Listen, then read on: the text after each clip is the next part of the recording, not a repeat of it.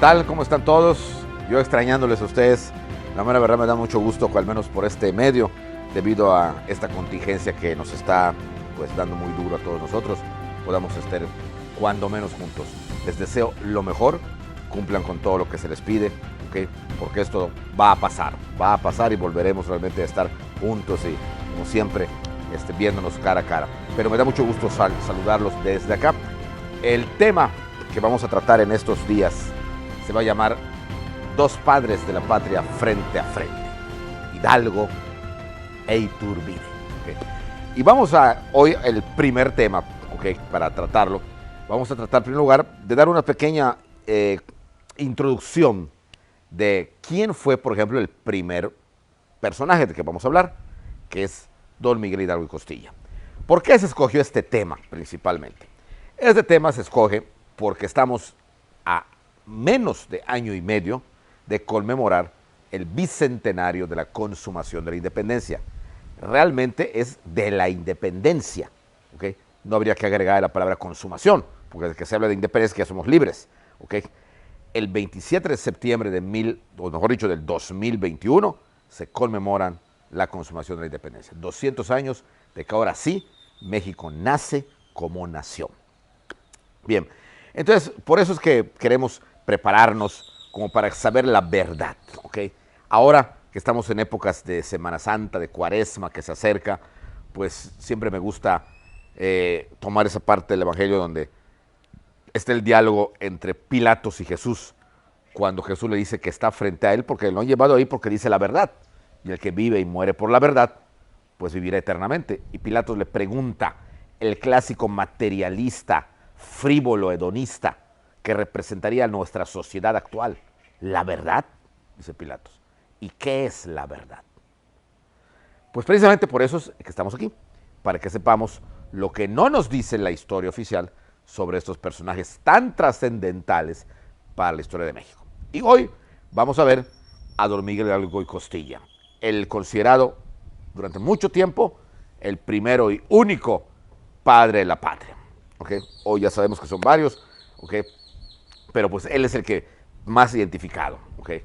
A pesar de no ser el más importante, porque el más importante fue Morelos, ¿okay? Pero es el más conocido por todos los mexicanos. ¿Quién no conoce a Hidalgo? ¿Okay? Pero lo conoce según el libro de texto. Pero ¿quién era realmente este personaje tan carismático en su momento y tan controvertido para la historia de nuestro país? Bueno, don Miguel Hidalgo y Costilla y Gallaga y Andarte, ese era su nombre completo, había nacido en una hacienda bastante grande en la ciudad de Pénjamo, en Guanajuato, la ciudad de Corralejo, ¿okay? Donde ahora se hacen muchos vinos muy importantes en Guanajuato. ¿Okay?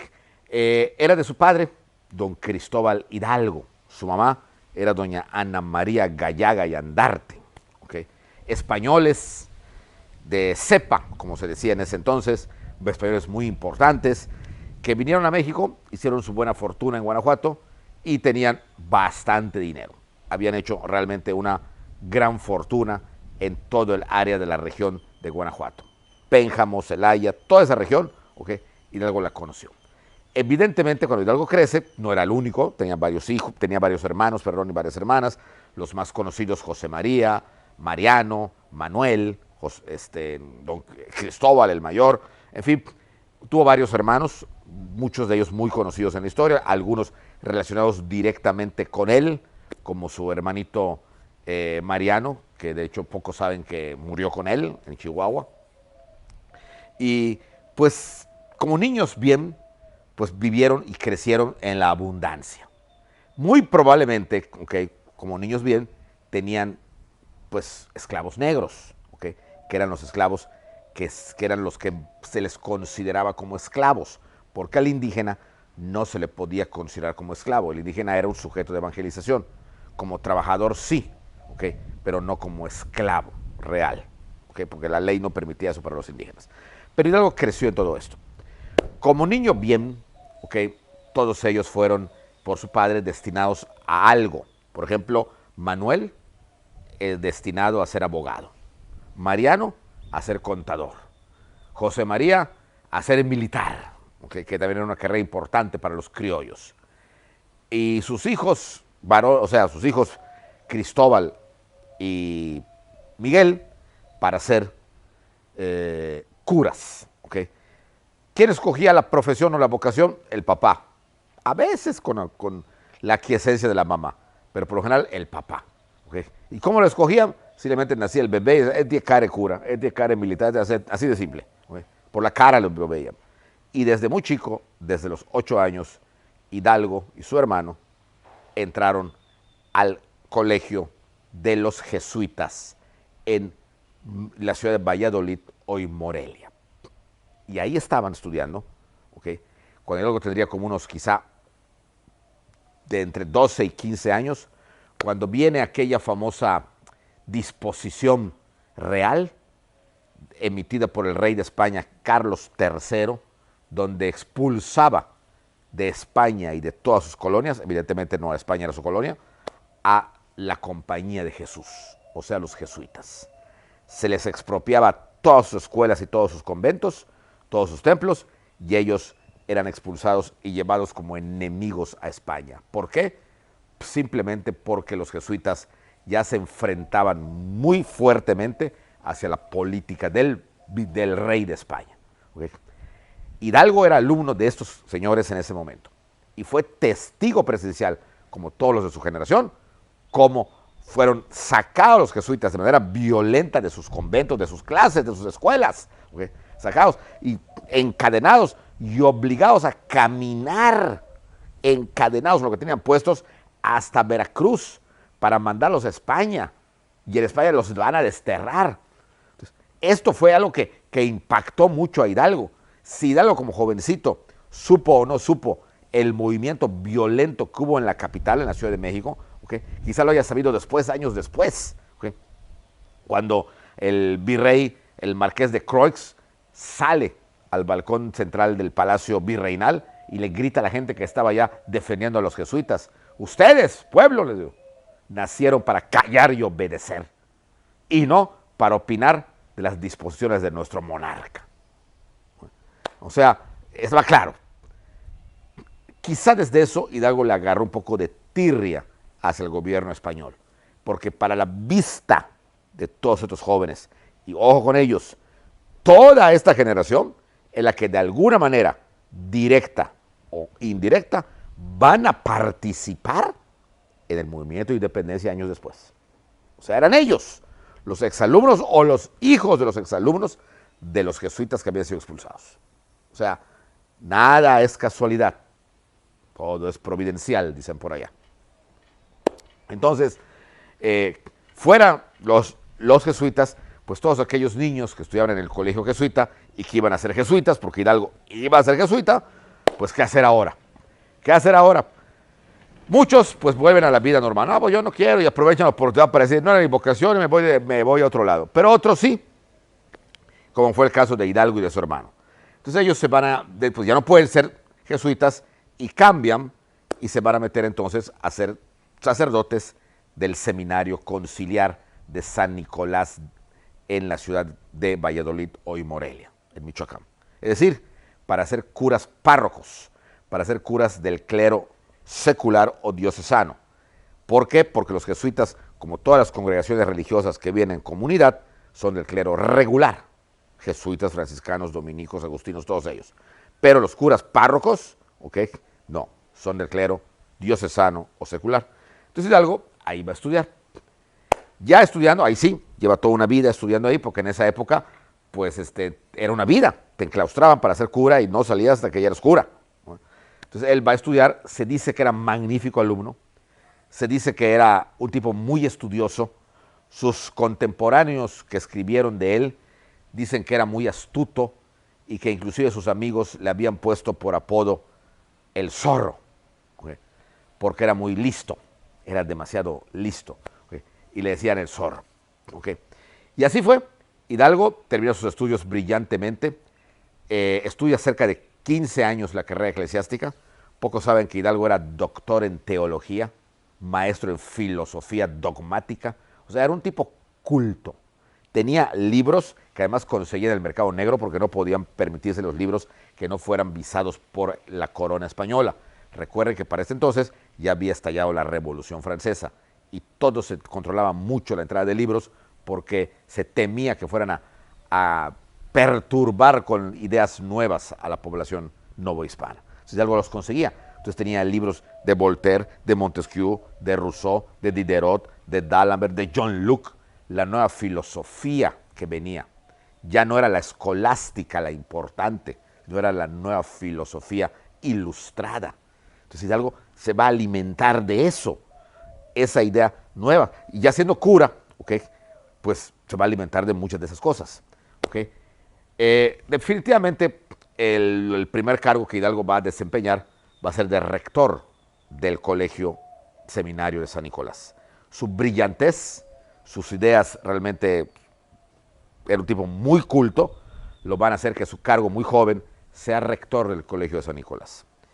Ahí es cuando le van a poner por apodo el Zorro, sus propios alumnos, porque era un tipo muy listo. Era uno de los rectores más recordados hasta hoy, hoy es la Universidad Nicolaita de San Nicolás de Hidalgo, así se llama hoy en día. Okay. Pero en ese entonces era el Seminario Conciliar de San Nicolás. Entonces Hidalgo, muy bueno, como un dato interesante en este momento que fue rector, va a dar un permiso exclusivo a un joven de 30 años que quiso estudiar la carrera de sacerdote. No era común que un tipo de 30 años se inscribiera el primer año. Casi todos eran niños, 10, 12, el más grande tenía 15. Pero este fue a los 30 y pidió que tenía la vocación y quería. Como le dijeron que no, pide hablar con el rector, que era Hidalgo. Hidalgo lo escucha, lo oye y ve que tiene vocación y le da un permiso especial para que estudie, ¿okay?, la carrera de sacerdote. Este joven que quiso estudiar y a los 30 años entró a esta carrera fue nada menos y nada más que José María Morelos y Pavón. Claro, en ese entonces nadie se imaginaba que Hidalgo iba a hacer lo que iba a hacer y mucho menos que Morelos iba a hacer lo que iba a hacer posteriormente. O sea, eran dos personas hasta cierto punto normales en ese entonces. Bueno, pero las ideas de Hidalgo, tantos libros había leído, que empiezan a molestar a mucha gente, sobre todo a los padres de familia de estos jóvenes que iban a ser sacerdotes. Y entonces los obispos deciden pues mejor mandar a Hidalgo a alguna parroquia y quitarlo como rector. Y que una parroquia pues se fuera tranquilo. Y lo mandan primero a una parroquia en la ciudad de Colima, ¿okay? Una parroquia bastante rica, bastante buena. E inclusive ahí hace un teatrito, le dan a un vicario para que lo ayude, que era también muy inteligente como él, el padre Juan Carrasquedo, que los dos se van a entender muy bien. Van a crear un teatro, como les estoy diciendo, en donde él va a presentar obras, ya que no las podía explicar, porque se las tenían prohibidas, entonces las ponía como si fueran unas obras de teatro. Entonces explicaba las obras de Rousseau, pero en teatro. ¿Okay? Entonces, ¿quiénes participaban? Sus feligreses. Entonces aprendían y los que no participaban lo iban a ver. No había tele, así como ahorita que me están viendo y que pueden decir Dios, todo. En aquella época no había más que el teatro. Entonces convirtió en la sacristía en un teatrito a lo que la gente le llamó la Francia chiquita. Debido a esto también les molesta a las altas autoridades eclesiásticas de que este cura estuviera así diciendo cosas y lo pasan a otra, ¿okay?, a una que llamaban San Felipe Torres Mochas.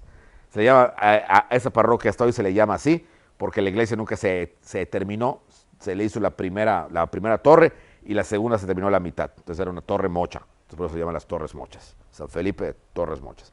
Y ahí estuvo, pero de ahí, ok, luego sabe que su hermano Cristóbal había muerto y su hermano Cristóbal era el párroco de una parroquia que aunque no muy cercana a alguna ciudad, tenía su lana esa parroquia, la parroquia de Dolores.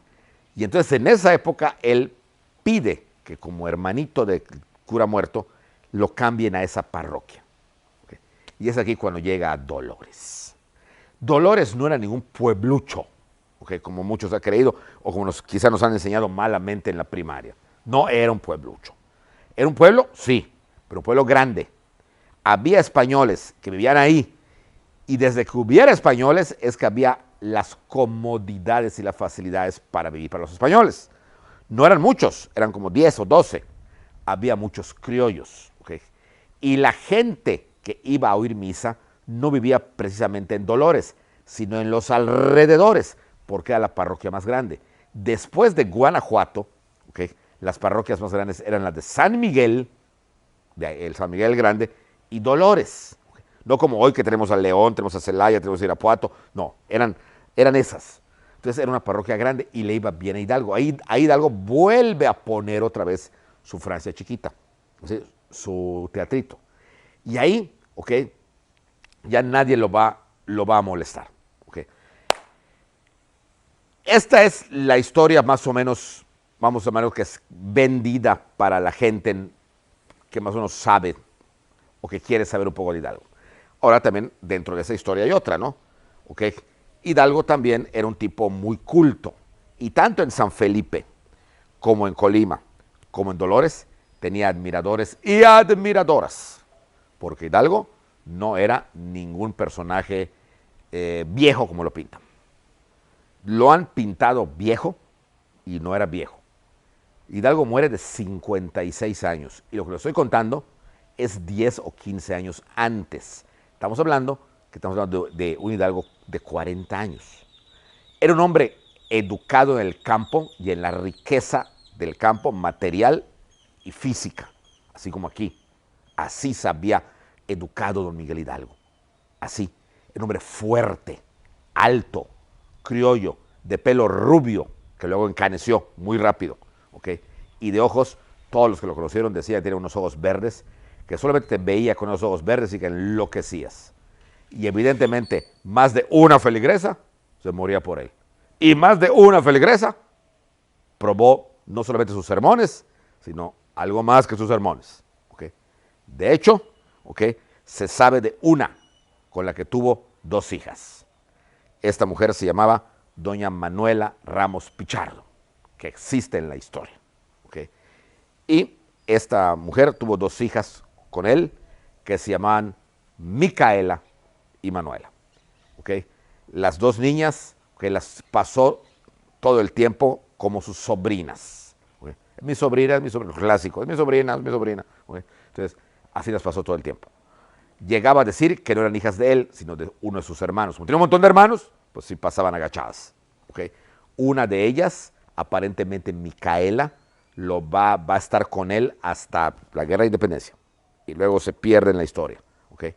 Pero se sabe que estuvo con él, al menos hasta cuando llegó a Guadalajara y declara la independencia de Hidalgo. Y esto fue ya muchos años después, cuando ya era bastante grande la muchacha. ¿Okay? Sin embargo, esto no le quitaba la sapiencia. Todo el mundo sabía que Hidalgo era un tipo preparado y culto. Solo caminaba, y la gente decía, ahí está destilando cultura, la cultura de Hidalgo ahí tirada en el suelo. Bueno, tanta cultura, era cultísimo. Dicen que la biblioteca que tenía en su casa de Dolores, que existe y se puede visitar, la casa, el edificio, por lo que está dentro ya no hay nada. ¿Okay? En la casa de Hidalgo tenía una biblioteca inmensa, ya lo hubiera querido así, ¿okay? La casa del obispo don Manuel Abad y Queipo, que también era muy culto, pero que no estaba así. Hidalgo, en cambio, se comía libros enteros y tenía contactos con el mercado negro. Y como tenía contactos con el mercado negro, le llevaban libros, que no cualquiera los leía. Y así las cosas, así pasa el tiempo, así pasan todos muy contentos y muy felices la vida, ¿okay? Las noticias, Hidalgo les llegaba muy rápido, muy pronto. Se sabe que en España ha habido un golpe de Estado, que ha caído el rey, que Napoleón gobierna ahora España. ¿Okay? Eso se sabe en Dolores. ¿Okay? Hidalgo dice, bueno, ¿qué está pasando? ¿Qué es lo que pasa? Empieza el forcejeo de que qué hacen los españoles aquí, si deben estar con España o no con España, si se quedan, por qué se quedan, que no se quedan. Empieza un show. Se sabe que el virrey quiere declarar la independencia junto con un grupo de criollos de la Universidad Nacional de México. Los españoles de la audiencia, ¿okay?, dan un golpe de Estado, derrocan al virrey y ahorcan a los criollos, y esto hace el primer derramamiento de sangre de una manera injusta, porque los criollos no pretendían un levantamiento armado, sino simplemente un convencimiento para la independencia en 1808. Al matar a los criollos, que no eran cualquieros criollos, eran maestros de la Universidad Nacional de México, Francisco Primo de verdad sobre todo, y había gente muy importante, don Francisco Azcárate, el padre Melchor de Talamantes, no eran Juan Pérez de los Palotes, o sea, era gente y que la gente conocía y apreciaba. y los españoles los agarran y a Primo, por ejemplo, lo ahorcan misteriosamente en su celda, en las cárceles secretas de la Inquisición, allá en Santo Domingo, atrás de la catedral, por donde está la sede federal. Entonces, todo esto indigna a los criollos. Y entonces, al darse cuenta que los españoles se negaban a una independencia que era necesaria porque Napoleón se había adueñado de España y que la independencia ya no era contra España, sino contra Francia, pero los españoles de aquí no lo entendían así, la única manera era a fuerza. Y para eso había que juntarse en reuniones secretas para planear, ahora sí, un levantamiento armado. Porque a fin de cuentas, la mayoría de los soldados eran criollos, la mayoría de los capitanes eran criollos, los generales eran españoles, cierto, pero la mayoría eran criollos. ¿Okay? Y es acá cuando empiezan a haber varias juntas. La primera clásica en la ciudad de Valladolid, hoy Morelia. Ahí empiezan las primeras juntas. ¿Okay? Definitivamente la policía del virrey los descubre fácilmente, los apresa, los amonesta y no lo vuelvan a hacer. Sin embargo, aparece una nueva junta. Esta sí, muy, muy especial a donde va don Miguel Hidalgo. La famosísima y nunca bien ponderada conspiración de Querétaro. En casa, nada menos y nada más que don Miguel Domínguez y su esposa, doña Josefa Ortiz de Domínguez. ¿Por qué? Porque eran importantes. Porque don Miguel Domínguez era corregidor de Querétaro. Algo así como un alcalde mayor. ¿Okay? Y evidentemente la esposa era la corregidora. Y ahí se hacían las reuniones. O sea, era un político, donde se hacían las reuniones para derrocar al gobierno del virrey, al que pensaban que se había entregado a Napoleón. Y ahí empiezan a asistir personajes ya más conocidos para nosotros, Allende, Aldama, Jiménez, y empiezan a planear un levantamiento. Pero se dan cuenta de que para hacer un levantamiento contra el gobierno español necesitaban a la masa popular. Y ellos no tenían contacto con la masa, solo los curas. Y había que llamar a un cura que pensara como ellos. Y es entonces cuando van a llamar a don Miguel Hidalgo y Costilla. Precisamente en una obra de teatro, doña Josefa, que era su amiga, le dice al capitán Allende, yo lo conozco, te lo voy a presentar. Lo presentan, invitan a Hidalgo a las juntas. Hidalgo ya pensaba así, pensaba que era importante una independencia. Y fácilmente, con la labia que tenía, con el carisma que tenía, con esa imagen que solamente cuando llegó el padre Hidalgo, lo rodeaban todos, el padre Hidalgo. Y cuando se armaba el baile en casa de doña Josefa, porque eso era parte de la estrategia para que no sospechen, todo el mundo quería bailar con Hidalgo. Bailaba, ¿quién quiere bailar conmigo? Y, bailaba, o sea, le encantaba. Era un tipo muy, muy carismático. Entonces, naturalmente, se convierte en el líder de esta situación. En el líder. Bien. Ya sabemos todo lo que pasa. La conspiración de Querétaro igual es descubierta. Hay que reconocer que la policía del virrey era muy buena, porque descubría todo. Descubrió la de Querétaro y todo se tiene que adelantar. Recuerden todo lo que ya pasó, lo que ustedes han estudiado, eso sí es verdad. Cuando se descubre, don Miguel Domínguez encierra a su esposa para que esté más a salvo. Ella se las ingenia zapateando y avisa a uno de sus funcionarios que se encontraba abajo de su cuarto para que le avise al capitán Allende que está en San Miguel. Allende le avisa a Hidalgo y es cuando Hidalgo dice, señores, si ya todo está descubierto, nos levantamos en armas ahorita. Y eso fue la noche del 15 de septiembre de 1810. Cuando Hidalgo decide, vamos a agarrar a todos los españoles de aquí, que eran sus amigos, por cierto, los españoles de Dolores eran sus amigos, convivía con ellos, soltamos a los presos y nos vamos a la guerra. En la madrugada así se hizo, se soltó a los presos de la cárcel y los españoles fueron metidos a la cárcel. Viene el famoso grito de Dolores, donde empieza todo el problema. Y aquí hay una transformación de Hidalgo. Luis Ledón, que por cierto acaban de reeditar su libro ahora, un historiador muy grande de Hidalgo, del que su obra es de principios del siglo XX, con muchas imágenes, nos dice que Hidalgo, hasta este momento del 16 de septiembre, como que se metamorfoseó. hasta antes de esto, era un cura rebelde, carismático, que le gustaba la buena vida, el buen vino, la buena mesa, las buenas mujeres. O sea, le gustaba. Era un cura que, abusando de su carisma, podía comentarse que pasaba la noche en casa de fulana y que tenía una hija, un hijo aquí, y que la gente lo veía hacer un normal y luego iban a abrir misa con él. ¿Por qué? Porque era el padre guapo, porque era el padre de los ojos verdes, porque era el padre que hablaba muy bonito. Cuando en los sermones quedaba toda la gente quedaba así. Qué lindo habla Padre Hidalgo, ay padre, padre. O sea, entonces la gente, o sea, estaba así muy loca por él. ¿Okay? Pero a partir de este momento, de esa noche, esa madrugada, del 15 para el 16, ¿okay? Todos los que lo conocieron dicen que se transformó, como que se transformó. Desde el momento que dice, señores, pues si todo está descubierto, no queda más remedio que ir a matar gachupines. ¿Okay?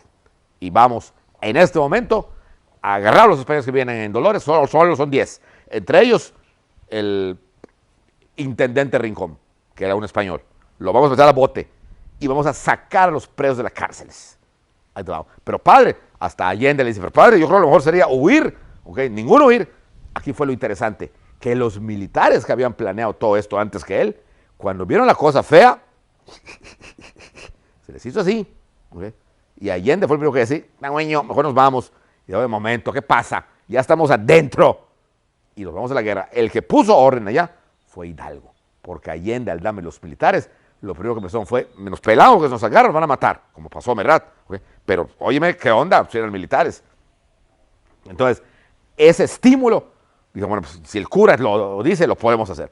Y esa noche, esa madrugada, 1, 2, 3 de la madrugada del 16 de septiembre, van, agarran a los presos, los sueltan de la cárcel y en su lugar meten a los españoles, que todos adormilados ni sabían a dónde los estaban llevando, no sé por qué me despiertan, qué onda, qué pasa. Y cuando ya despertaron al día siguiente, dieron cuenta que estaban en la cárcel. ¿Okay? Y fue a las 6 de la mañana, cuando Hidalgo da el famoso grito que todos conocemos. ¿Okay? En la parroquia de Dolores, donde palabras más, palabras menos, según el único testimonio escrito, y aquí termino, que nos dio su sacristán, don Pedro García, en unos apuntes que se encontraron hace más de 100 años, ¿okay? Nos dice que habló de la independencia, habló de que España estaba en manos de la Francia, que Napoleón era el enemigo, ¿okay? Habló de que era el momento de la independencia y que dijo las siguientes palabras, ¿okay? Viva Fernando VII, viva la independencia y muera el mal gobierno. No llegó a decir nunca, mueran los gachupines. Cuando el pueblo oyó esto, ¿okay? El pueblo, cuando el informe que le llega al pueblo, ya no fue, aunque pensaba que lo oyó, ya no era muera el mal gobierno. Para el pueblo era mueran los gachupines. Y el pueblo fue el que iba por las calles gritando, mueran los gachupines. Cuando ese pueblo que lo oyó jala a más pueblo, ese más pueblo ya no gritaba mueran los gachupines, sino gritaban mueran los blancos. Y cuando esos agarran a más, empiezan a gritar mueran los españoles. Y cuando agarran más, empiezan a gritar mueran los ricos. Eso es lo peligroso y fue lo que le falló a Hidalgo. ¿Okay? Destapó un populismo, una guerra de castas tremenda, una guerra de castas de la que luego se va a arrepentir. Pero esto lo veremos la siguiente clase. Descansen, no salgan de sus casas y nos vemos muy pronto.